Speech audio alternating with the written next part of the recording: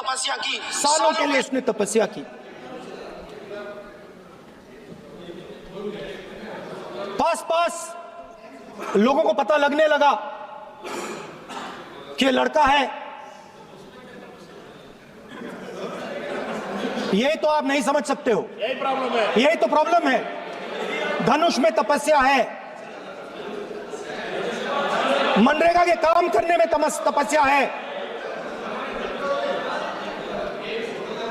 तपस्या का मतलब शरीर में गर्मी पैदा करना, समझिए। हाँ, तब का ये मतलब है, तपस्या का ये मतलब है। तो ये तपस्या कर रहा था, लोगों को पता लगा और वो गुरु के पास गया। लड़के का नाम एकलव्य था और वो गुरु के पास गया और उसने कहा, गुरु द्रोणाचार्य जी, मैं सालों से धनुष चलाना सीख रहा हूं, मैंने अपनी पूरी शक्ति इसमें डाली है,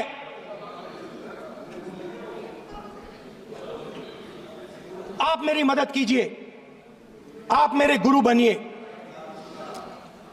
द्रोणाचार्य जी ने एकलव्य को कहा कि आप ऊंची जात के नहीं हो, आप ऊंची जात के नहीं हो, आप द्विजा नहीं हो, मैं आपका गुरु नहीं बनूंगा, यहां से तुम चले जाओ। और एकलव्य चला गया। फिर से एकलव्य ने तपस्या शुरू की, फिर से तपस्या शुरू की। कुछ साल बाद द्रोणाचार्य जी और पांडव उसी जंगल से निकले। एक कुत्ता भौंक रहा था, कहानी आपने सुनी है, सुना देता हूं। कुत्ता भौंक रहा था, अचानक कुत्ते की आवाज शांत हो गई। द्रोणाचार्य जी और पांडव पास गए और उन्होंने देखा कि तीरों के जाल में कुत्ता फंसा हुआ था। मुंह में तीर था एक, हाँ, मगर कुत्ता तीरों के जाल में फंसा था, एक तीर मुंह में थी, शांत था कुत्ता, मगर कुत्ते को चोट नहीं लगी। एकलव्य ने अहिंसा के साथ कुत्ते को शांत किया था। द्रोणाचार्य जी आते हैं और एकदम पूछते हैं, तुम्हें यह किसने सिखाया? एकलव्य जवाब देता है, द्रोणाचार्य जी, ये मैं सीखा हूं, मैंने तपस्या की है, घंटों मैंने प्रैक्टिस की है।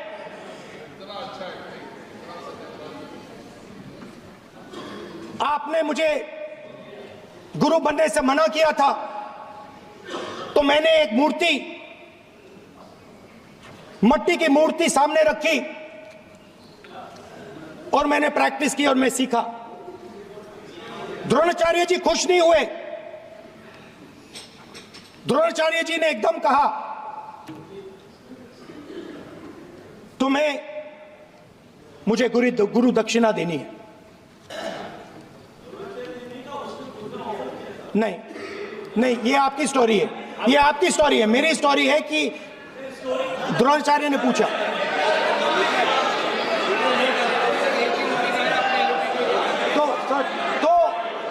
तो द्रोणाचार्य जी ने, Sir, the PM will not speak. You have to understand.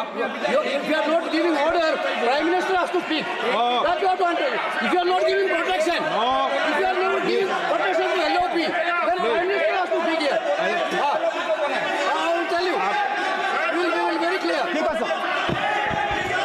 माननीय सदस्य, आपको मैंने कई बार कहा, आप धमकी शब्दों में मत बोला करिए। एक मिनट क्या थी? द्रोणाचार्य जी ने, कार्य मंत्री बोले, कितना डिस्टर्बेंस कर रहे थे। द्रोणाचार्य जी ने कहा कि मुझे आप गुरु दक्षिणा दीजिए। मेरी स्पीच ले ली आपने। तो द्रोणाचार्य जी ने उनसे कहा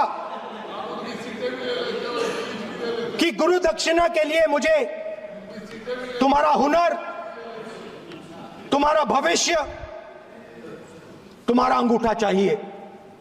और एकलव्य ने अंगूठा काट के द्रोणाचार्य को दे दिया। है इसमें कॉन्फिडेंस, स्ट्रेंथ, निडरता कहां से आती है? हुनर से आती है, इस अंगूठे से आती है। ये लोग इसके खिलाफ हैं।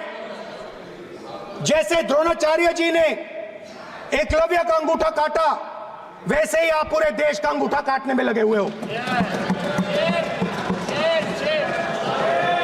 आप जैसे ही एकलव्य का, जैसे द्रोणाचार्य जी ने एकलव्य का अंगूठा काटा, वैसे ही आप हिंदुस्तान के युवाओं का,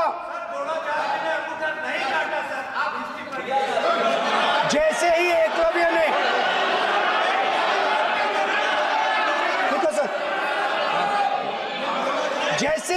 जैसे एकलव्य का अंगूठा काटा गया, वैसे ही आप हिंदुस्तान के युवाओं का, सबका अंगूठा काटते हो। जब आप अदानी जी को धारावी देते हो, तो आप धारावी के जो एंटरप्रेन्योर्स हैं, जो स्मॉल एंड मीडियम बिजनेसेस हैं, उनका आप अंगूठा काटते हो। जब आप हिंदुस्तान के पोर्ट्स, एयरपोर्ट्स, डिफेंस इंडस्ट्री, ये सब जब आप अदानी को देते हो,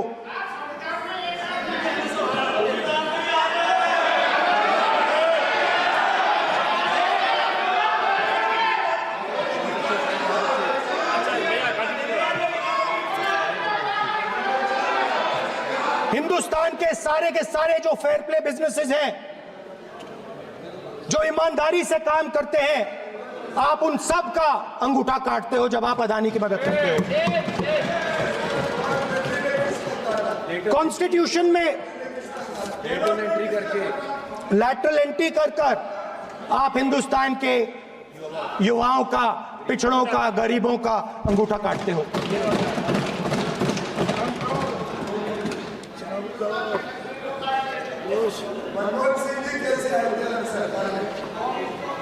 सर, स्पीकर सर, जैसे एकलव्य ने प्रैक्टिस की थी, वैसे ही हिंदुस्तान के युवा सुबह उठकर 4 बजे उठकर अलग अलग एग्जाम्स की तैयारी करते हैं।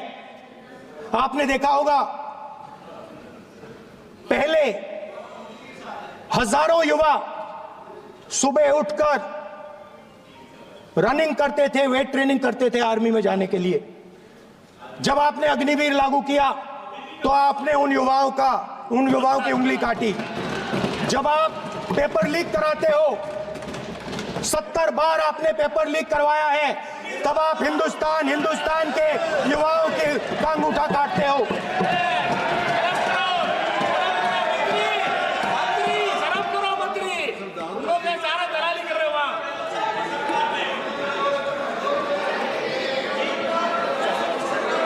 आज बाहर, दिल्ली के बाहर आपने किसानों पर टीयर गैस चलाया है, आपने किसानों पर लाठीचार्ज किया है। किसान आपसे एमएसपी मांगते हैं, सही दाम मांगते हैं, मगर आप अदानी को फायदा पहुंचाते हो, अंबानी को फायदा पहुंचाते हो और किसान का अंगूठा काटने का काम करते हो। देखिए इसको, हम कहते हैं अभय मुद्रा, हम कहते हैं डरो मत, आप कहते हो हम आपका अंगूठा काट देंगे। ये फर्क है। एक तरफ कौन सर बोले, मेरे कहना है कि हम एक मिनट प्लीज बैठिए, आप बैठिए, प्लीज बैठिए, आप बैठिए। आज हम भारत के संविधान की 75 वर्ष की गौरवशाली यात्रा कर रहे हैं और कर भाई ये चर्चा हुई थी कि हम संविधान की चर्चा करते समय उसकी उच्च कोटि की ये अपेक्षा है। आप स्पीकर सर, आप राष्ट्रपति भाषण नहीं है। कॉन्स्टिट्यूशन में कहीं नहीं लिखा है कि मोनोपोली होनी चाहिए। कॉन्स्टिट्यूशन में कहीं नहीं लिखा है कि पेपर लीक होना चाहिए। कॉन्स्टिट्यूशन में कहीं नहीं लिखा है कि अग्निवीर होना चाहिए। कॉन्स्टिट्यूशन में ये सब नहीं लिखा है, इसलिए मैं यहां रेस कर रहा हूं।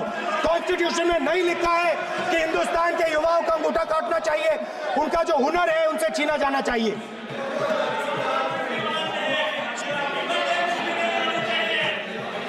बेटे बेटे कर रहे हैं सर, 5 बजे अब भी बेटे बेटे करेंगे। अब कुछ नहीं बोलना है उसको।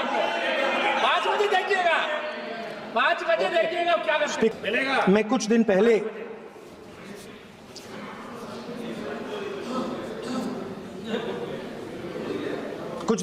मैं